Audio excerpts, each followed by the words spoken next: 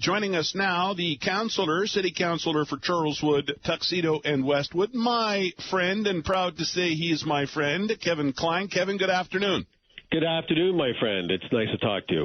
Yeah, good to chat with you. First things first, we found out today about layoffs at Winnipeg Transit, 229 full-time bus operators, 24 non-full-time bus operators will be laid off starting early next month. I guess revenue's down about $6 million a month. That's a 70-some% drop in revenues. Ridership is down 72%.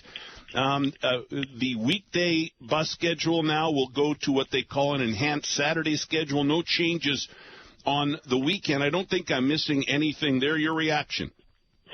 Well, first and foremost, on March 19th, before we voted on the new 4-year strategy or budget, as they call it, I delivered a letter to all the members of council and admin, including the chair of finance, and asked them to consider making changes now, at that point to the budget, because we were just getting into the current pandemic, and the belief was that I had is we were going to have some financial hardships coming up.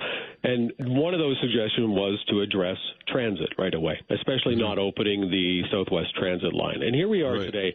It took us 39 days or 40 days and the loss of $6 billion to get to some kind of action. Now, whether or not this was the right action, I still do question, because we need to be looking at this from a very different way. And I wish I knew how they reached that decision. I wish I knew what conversations they had with the ATU, because we're not privy to that. And it's hard to comment on the routes they've chosen or the process that they've chosen when you don't have that detail. But I will acknowledge that I appreciate all the work the admin is doing, and this is new for everybody. And that's why we need to look at this a different way. We have to admit this is new, and this is going to be for a long-term time period, because we'll have financial issues moving forward. So I can't address the number that they laid off, but I wish really they would have provided more information, because now we've laid off almost 1,000 staff, but at the same time we're talking about creating 2,000 jobs with capital projects. So by the end of all this, we'll be at a net zero. Yeah, it's funny you got into it the way you did, because I have a question by text here from a listener, and the listener says, Hal, please ask Councillor Klein why it took so long to cut bus service and bus drivers. If it was your business, would you be that slow to lay off people and take action, which is kind of what you were saying. Yeah, it's exactly what I'm saying. We should have acted earlier and put some milestones in place that would be launched so we could act accordingly. One of the suggestions I put forward the other day was, as opposed to looking at massive layoffs, and the reason that you don't want to look at massive layoffs is because you want to keep money going into the economy. I know it's easy to say, let's just lay them off, and that's what private sector would do, and I spent a lot of time there. That isn't necessarily always the right thing to do, because you need to keep money flowing. But what about look at a graduated scale of, and talk to the unions about reducing some of the salaries? Like people that make less than $100,000, they would lose 5% for now. That would give the city $17 million in new funding or new revenues or money that they could use. And then it goes up. If you make more than $100,000, it's 10%, more than 120, 15, and it goes right up to $170,000 where they would give up 25%. This would generate approximately $80 million with a couple other changes, but those wage reductions would result in $55 million in savings and could avoid any future layoffs. And maybe we could find a different responsibility for those individuals that aren't working.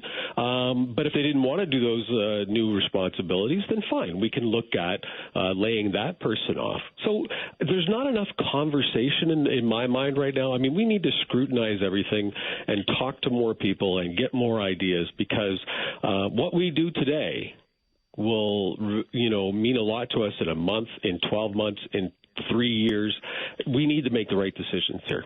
Yeah, the economic impact of COVID-19, we may see these restrictions and things ease hopefully soon. The numbers continue to be low in the province. Hopefully these public health orders start to loosen a bit. But you're right, the economic impact is going to last a lot longer, and we don't know how we're going to deal with this. To what you just said, Kevin, we had an expert on yesterday, a professor from Asper School of Business, who argued the side where you would keep people working as opposed to laying them off for the exact reason you said. It keeps money flowing into the economy. And we don't know what the union, the transit union, was asked as far as concessions are concerned, because, as you said, again, it's this cone of silence at City Hall, and some of you aren't privy to what discussions are happening.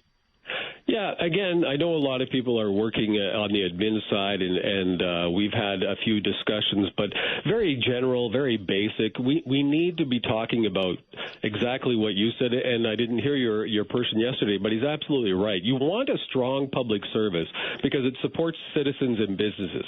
So we want businesses, when we start getting back into the relaunch of our local economy, we want to make sure we're doing things to help them. So if that means we're reducing salaries, and we're being a part of the team here at City Hall and throughout the public service, maybe we give them a couple extra days off, or we work that out to the best of our ability and see how far we can get with that. And it's only a limited time.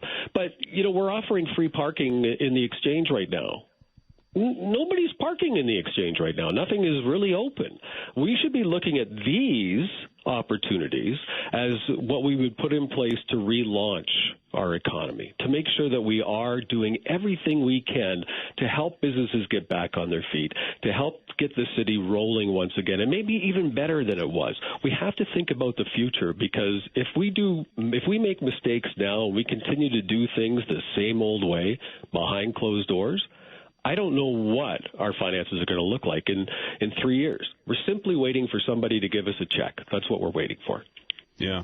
Hey, Kevin, speak to one more thing here before I let you go. As I've said many times on my show, I'm giving all politicians the benefit of the doubt right now because, man, these are tough times and tough decisions are being made. And that said, you have been critical of Mayor Bowman and others, his executive policy committee, and some of the things they're doing at City Hall. Is it tougher for you now to be critical? Do you worry that people are going to go, here goes Klein again? I know where your heart's at with this stuff, but do you worry that in this COVID-19 era, they might take you're raising your hand the wrong way? What a great question, and I think about it every day. Why I'm speaking out is because I spent the last 7 or 10 days talking to residents, meeting with small business owners through Skype and different methods, and some of our larger corporations, executives from those organizations, and they're telling me they're afraid. They don't know what the plan is, and they want to have hope, and they want to have confidence that we're doing the right things, because it's their money we're spending, and if we fail at what we're doing or wait for a check from a different level of government, that would be wrong, and it could hurt them. I mean, it could affect their business. It could affect construction if we slow down the process of our property planning department. We need to generate these permits and get construction going, because that, again, puts money back into the economy. It keeps the wheels turning. That's where I think we should be putting our focus. That's what we should be talking about, but instead, it's like a death by 1,000 cuts, right? Every couple of days we hear of a new cut, or every few days we hear of a new plan. We need a strategy. We need a strategy, and really, this is a great time to come together. I'm not criticizing anyone on council or the mayor, quite frankly. I am simply looking at it from where I came from and saying, look, we need to do something. Maybe it's not my ideas, but can we at least sit down and talk about it? Can we at least throw them on the wall and see if they stick? Mm-hmm. Yeah. Kevin, thanks a lot. Hal, thank you, and keep safe. All right. Yeah, you too, buddy. All right, Kevin Klein, Councillor Charleswood, Tuxedo, and Westwood. And as I've said many times here before, listen, I don't agree with everything Kevin says or wants to do. But I do appreciate, and this is why I like having him on the show, because it generates a conversation about issues.